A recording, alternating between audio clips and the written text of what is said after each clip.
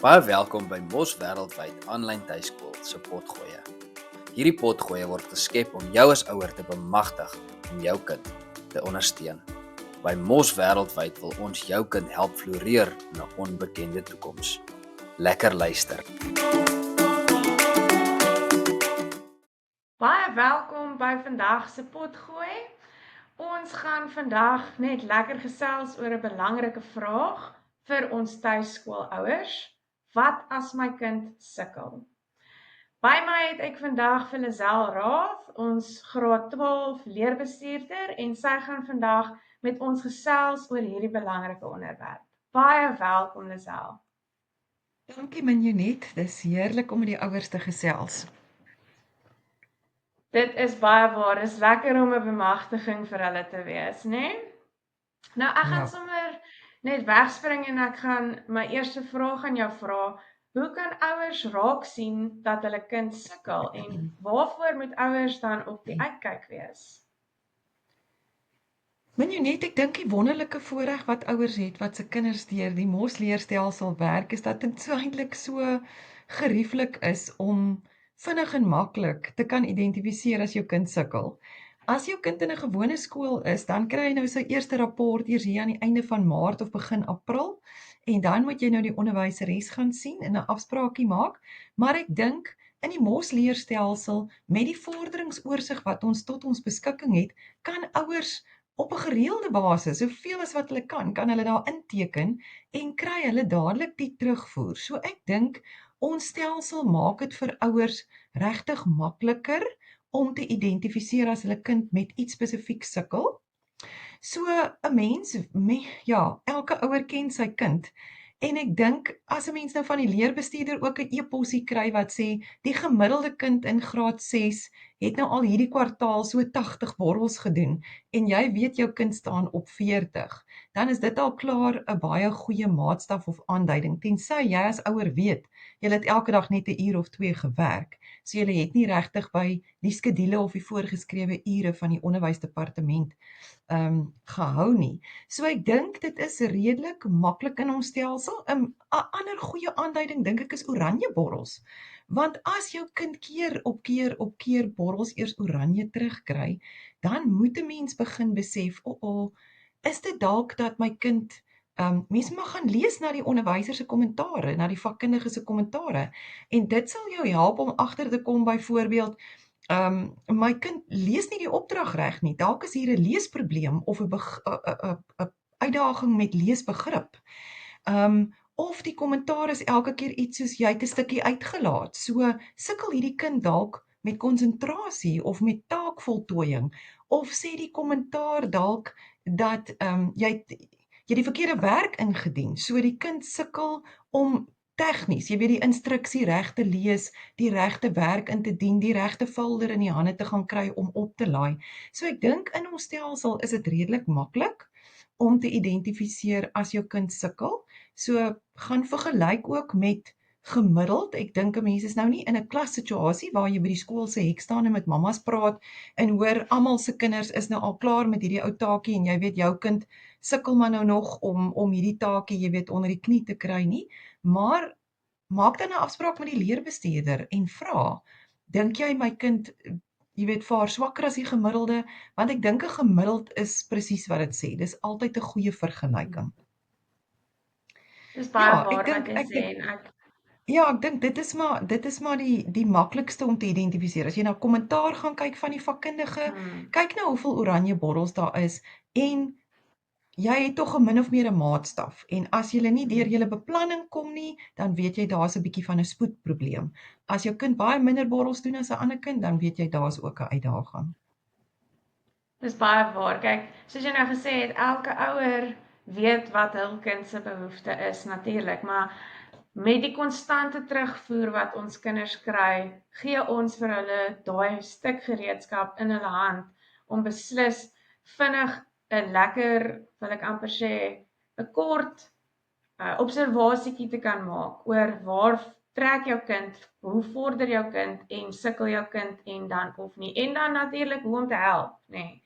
Ja. Ek dink dit is baie waardevol. My volgende vraag is, watter tekens wys dat die probleem akademies, emosioneel of dalk beide is? Sjoe, ja, ek dink daar behoort definitief 'n duidelike onderskeid te wees vir ouers. Ek dink as dit 'n emosionele probleem is, sal 'n mens dit maklik kan identifiseer aan dat jou kind se gedrag begin verander. Dalk slaap jou kind minder, dalk kry hy meer uitbarstings. Dalk kan hy nie lekker klein probleemoplossing of frustrasietjies wat na sy kant toe kom goed hanteer nie. Jy gaan agterkom aan jou kind se gedrag as sy stresvlakke te hoog is. Hy gaan byvoorbeeld aan sy naels knibbel of hy gaan die heeltyd tik op die tafel of hy gaan die heeltyd vorentoe en agtertoe sit en wieg of hy loop op en af en hy sukkel net om te fokus op sy werk. So wanneer 'n ouer sulke tekens sien, dink ek is dit ontsettend belangrik dat 'n mens definitief dadelik 'n bietjie professionele terapie of raad of hulp inwin, want dan moet jy weet dis nou meer emosioneel van aard. Ek dink dis akademies van aard as ons ja, soos ons nou net ook gesê het, jy weet as jy agterkom aan die kommentare, dat die kommentaar gee nou vir jou 'n aanduiding dat jou kind dien nie werk volledig in nie. Hy sukkel met taakvoltooiing. Hy sukkel om by die pas by te hou. Hy dien onvolledige werk en hy mis sekere inligting. Hy sukkel om sekere konsepte onder die knie te kry wat dan nou uitkomstes is vir daai graad. Met ander woorde, as dit 'n uitkomste is vir daai graad, soos 'n sterreborrel by ons in die stelsel, dan weet jy dis min of meer 'n standaard wat gestel word vir daai ouderdomskind op daai ontwikkelingsvlak. So as jou kind dan groot uitdagings met dit ervaar en dit kom 2 of 3 keer oranje terug of jy sien daar's elke keer 'n kommentaartjie wat vir jou 'n aanduiding gee, dan moet 'n mens gaan soek vir die goue draad wat deurloop. Ek sê altyd 'n mens moet gaan kyk, kan jy agterkom uit die NW kommentaar en die Afrikaanse kommentaar en die SW kommentaar dat eintlik is die vak nie die probleem nie, maar die leesbegrip is die probleem. Of eintlik is die vak nie die probleem nie, maar die kind handig onvolledige werk in. So dan gaan dit 'n mens help om bietjie by die wortel van die oorsaak uit te kom, dink ek. Natuurlik, dit is 'n baie goeie antwoord, dit dra baie krag. Dan kry mens ook leerders wat natuurlik 'n bietjie moed verloor deur die kwartaal of waar ook al hulle trek met hulle leerreis. Maar ek wil net hoor, is daar sekere strategieë wat ouers kan gebruik om dan nou weer hierdie kind se leerroete interessant te maak, om hulle weer gemotiveerd te kry? Ja, ek dink weer eens ons hele stelsel, as jy gaan kyk na die leerfilosofie en die riglyne waarvolgens die borrels ontwikkel is, dan is dit in die eerste plek om 'n kind se belangstelling te prikkel en om hom nuuskierig te maak oor werk. So ek dink baie keer as 'n mens 'n kind geneig is om moedeloos te raak, dan sou 'n mens dalk begin om van die borrels te vermy. Die borrels is ook mos gedifferensieer in moeilikheidsvlakke, so hulle is ingedeel. Dis 'n kaftraf borreltjie of dis 'n klippekou borreltjie of dit is 'n tandekners borreltjie. So as jy agterkom, daai tandekners borrels, knou jou kind so 'n bietjie. Dit sit hom so 'n bietjie terug. Dit maak hom moedeloos, dit maak hom gefrustreerd en hy sukkel. Dan gaan kyk mooi dat jou kind dan die ander 3 vlakke van borrels dalk doen, maar probeer dan die tandeknersborrels net eers so 'n bietjie op sy sit. Ek dink ook om 'n mens se kind dalk, jy weet, om die leer, die hele belewing van leer, soos wat ons leer, soos wat ons poging is in die stelsel om kinders lewenslange leerders te kry, is dit goed as jou kind ongemotiveerd raak om sy leerproses deel te maak van julle daaglikse handel en wandel in die gesin. So aan 'n tafel dalk 'n gesprek te hê, soos ek sien julle het vandag in wetenskap het julle geleer van huidmondjies of julle het geleer van een saadlobbige en twee saadlobbige plante. Het jy gesien hierdie plant in die tuin dra nou blomme en gaan sny die blom oop of hê 'n gesprek oor die kombuistafel terwyl 'n mens eet, dalk oor 'n interessante borrel wat jy vandag saam met jou kind gedoen het of 'n video uit YouTube uit wat julle saam gekyk het. Ek dink so hou 'n mens die leerproses vir die kinders lewendig. So maak jy dit deel van hulle alledaagse lewe en dat leer nie 'n ding is wat daar eenkant staan en so 'n negatiewe konnotasie later aan het, dat Ja. dit so swaar las is vir die kind nie. Ek dink 'n mens kan dit ligter maak deur dit deel te maak van sy eie lewe en praktiese belewings, soos as jou Ja. kind nou in geskiedenis geleer het van die Taalmonument of hy het nou geleer van water en visserye en goed, neem hom op 'n uitstapie, gaan stap met hom in die berg, gaan kyk die fynbos en wys sekere goed wat jou kind geleer het vir hom uit, want ek dink dit hou die leer interessant en lewendig en dit Ja. help vir alle jonger kind om die koneksie te sien tussen dit wat ek in akademie beleef en leer en uit 'n handboek uit leer en die werklikheid. Met ander woorde, ja. En dan dink ek sukseservarings is ontsettend belangrik om 'n kind te motiveer. So ek dink 'n mens moet met kinders wat dalk as jy voel jou kind vorder 'n bietjie stadiger as die gewone kind of jy het opgetel hy sukkel met sekere aspekte van akademie of emosioneel om baie realistiese doelwitte te stel. Wat klein trappietjies is wat ons vorentoe gaan. Ek vergelyk dit altyd vir ouers, dan sê ek vir hulle, dis soos iemand wat trappe klim. Daar's geen mens wat sy voet op die onderste trappie kan sit en dadelik sy bene kan strek tot by die 6ste trappie nie. Geen mens kan dit doen nie. Jy kan dalk probeer om 2 trappies op 'n slag te klim, maar Ja. die wenslike is om 1 trappie op 'n slag te klim. So ek dink stel doelwitte wat realisties is en as jou kind baie moedeloos is en hy's op moedverloorse vlakte, stel amper doelwitte wat jy weet, jy's amper 100% seker hy gaan dit maklik kan bereik, sodat hy net eers klein sukseservaringkies beleef wat hom weer motiveer om jy weet aan te gaan. En ek dink ook om jou kind te help byvoorbeeld om sy eie unieke leerstyl te ontdek. Want ons kry nou byvoorbeeld kinders wat bietjie meer regterbrein dominant is. So hulle hou van visuele leerformate. Hulle sal byvoorbeeld eerder 'n videoklip kyk as wat hulle 'n stukkie moet lees, want lees kom uit die linkerbrein uit, né? Hulle sal byvoorbeeld hou daarvan as hulle dalk selfs 'n stukkie werk wat hulle moet memoriseer kan rym of dalk kan rap. Dalk is dit 'n lekker ding om sommer net 'n liedjie te maak oor die werk wat hulle moet onthou. Dit hang ook nou af van die kind se ouderdomsvlak. So daar kan 'n mens dit nou bietjie aanpas. As dit 'n groter kind is en hy moet nou al 'n toets of eksamen skryf, dan wil 'n mens hê hulle moet sekere goedjies memoriseer. Dan kan 'n mens hulle help deur 'n breinkaart te maak. Mense ken dit meer algemeen as 'n mind map. En in jou mind map kan jy verskillende kleure, kruite gebruik en jy kan prentjies daarbey inbring wat dit vir hierdie kind makliker maak om te memoriseer en te leer, maar ook dat 'n mens dit vir hulle interessant hou en dat hulle gemotiveerd bly. So En ek dink assosiasies natuurlik. ja, assosiasies. En ja, stel maar net realistiese doelwitte, moedig jou kind aan en as hy daai doelwitte bereik en daar's 'n beloning. Ek bedoel mense hoef nie altyd jouself bankrot te gaan koop aan sushi en spurburgers en sulke tipe belonings nie. 'n Beloning kan baie slim beredeneerd wees en dit kan selfs iets wees soos jy het 'n uitstappie eintlik al klaar beplan, maar jy het jou kind nog nie daarvan gesê nie, om net te sê, "Wow, jy het hierdie week so mooi gewerk. Ons het nou geleer van 1 saadlobbige en 2 saadlobbige plante en van fynbos. Ons twee gaan maandagooggend 'n entjie gaan stap in die berg en die entjies gaan kos gee en ons gaan sommer kyk na hierdie plante en hierdie blare." Jy weet so, mens moet maar altyd probeer om slim te werk ook met dit, want belonings hoef nie altyd vir 'n mens 'n klomp geld te kos nie. Dis baie waar. Ek moet sê, dis baie goeie advies wat daar gegee is, want ek dink baie mense gryp sommer net na die eerste grootste beloning om die meeste uit jou kind uit te kry en dan mis mense die hele konsep van leer ook wat jy daar kon deelneem aan neem. Goed.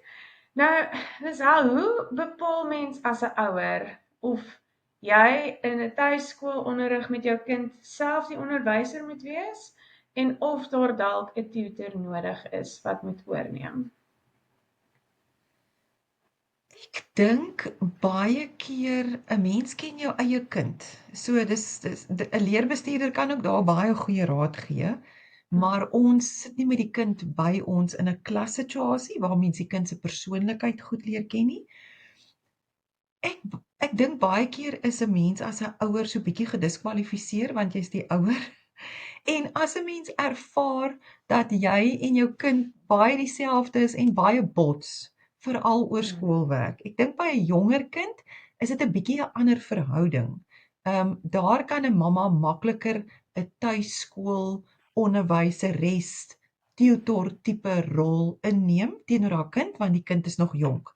Maar ek dink as kinders ouer word, is dit baie keer mos met 'n tienerbrein asof hierdie rebellie bietjie inskop en dan wil hulle nie altyd deur hulle ouer onderrig word of gelei word nie. Ja. Ek dink hoe 'n mens die hele leerproses daar benader is weer eens baie belangrik, want as jy langs jou kind inkom en jy stap die pad langs hom as 'n vernoot in die leerproses, dan dink ek ervaar tieners dit anders as wanneer jy soos 'n onderwyseresrol probeer inneem wat opdragte gee. En 'n mens moet ook Ja. maar kyk, baie kinders hou nie daarvan om mikrobestuur te word nie, so hulle wil nie die heeltyd hê jy moet vir hulle die heeltyd sê nou moet jy hierdie bordel gaan klaarmaak. Oor 'n halfuur, is jy nou klaar? Het jy ingedien? Okay, nou is hierdie volgende nie. So mens moet maar jou kind leer ken. En dan moet 'n mens gaan kyk. Partykeer werk dit beter om die vorige aand, wanneer mamma en kind kalm en rustig is, elke aand sê maar 10 minute op sy te sit en te sê, dis ons dagskedule vir môre. Jy's reg.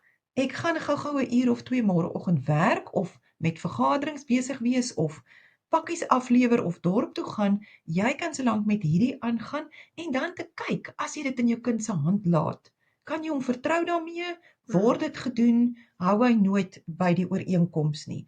En dan dink ek, as 'n mens nou 'n kind het met 'n baie spesifieke leerhindernis, wat jy besef het dalk 'n bietjie meer professionele aandag nodig, as 'n mens dit so kan stel, of 'n bietjie ekspertise nodig om dit te hanteer, dan is dit altyd goed as 'n mens dalk 'n tutor inkry. 'n Tutor hoef ook nie elke dag konstant 6 of 8 ure met jou kind te werk nie. Dit kan 2 oggende van die week wees en die wonderlike ding weer eens van ons stelsel is jy kan jou eie dagskedule saamstel en jy kan jou eie weekprogrammetjie uitwerk. So as jou kind dan spesifiek met wiskunde 'n uitdaging het of met tale, kan jy daai tutor laat inkom op die dae wat jy beplan. Ons gaan nou daai vakke bietjie meer spesiale aandag aan gee. So beplan dan jou kind se rooster so dat terwyl die tutor daar is, dat sy daar is om te help met dit waarmee daar uitdagings ervaar word en dat jy weer die ander goedjies kan hanteer waarmee die kind nie so grootliks uitdagings ervaar nie.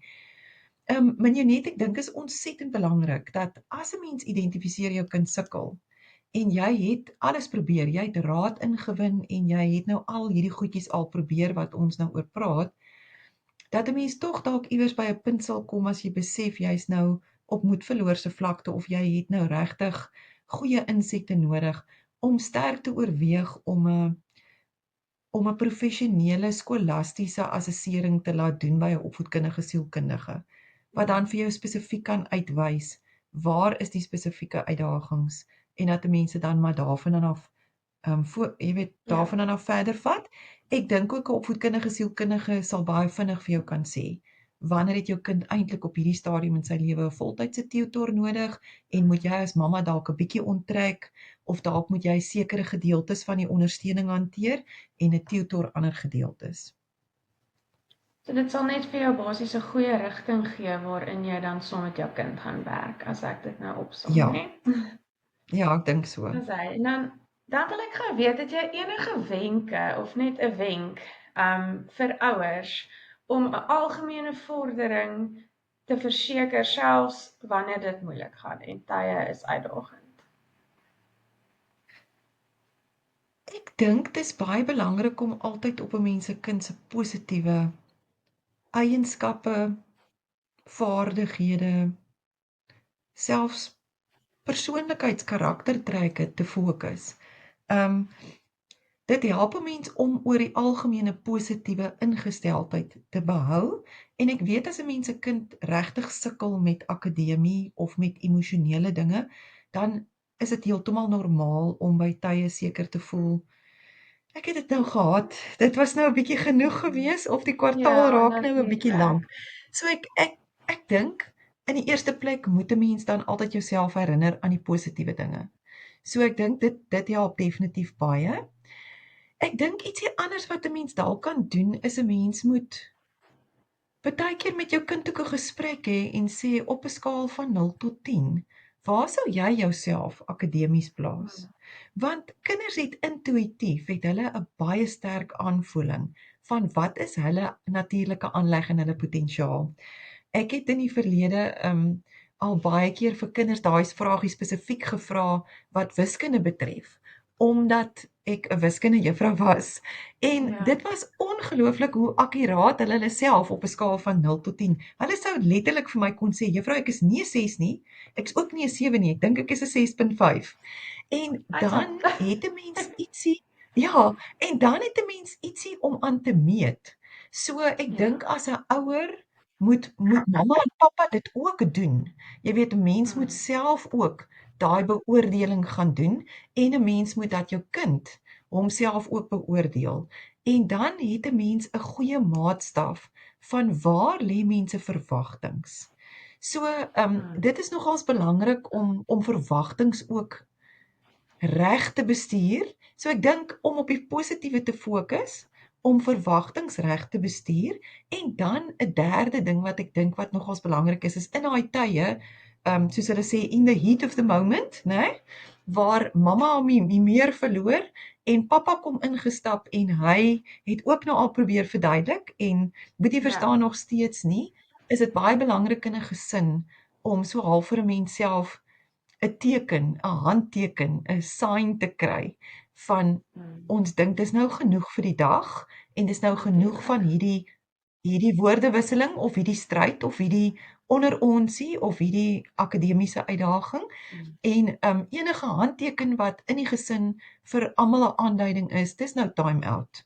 Ons gaan hierdie nou net hierso parkeer en ons gaan nou aanbeweeg, ons gaan eers aandete maak of ons gaan eers winkel toe gaan of ons gaan eers 'n entjie gaan stap met die hond en hierdie wat ook al die uitdaging is, gaan ons op 'n ander tyd, op 'n ander stadium dalk weer aanspreek. Dalk het 'n mens dan heeltemal 'n ander invalshoek en dan kan 'n mens dit oorkom en as 'n mens nie kan nie, dan moet 'n mens seker maar iewers by 'n punt kom waar 'n mens besef, nou het ek, jy weet, dalk 'n terapeut se hulp nodig.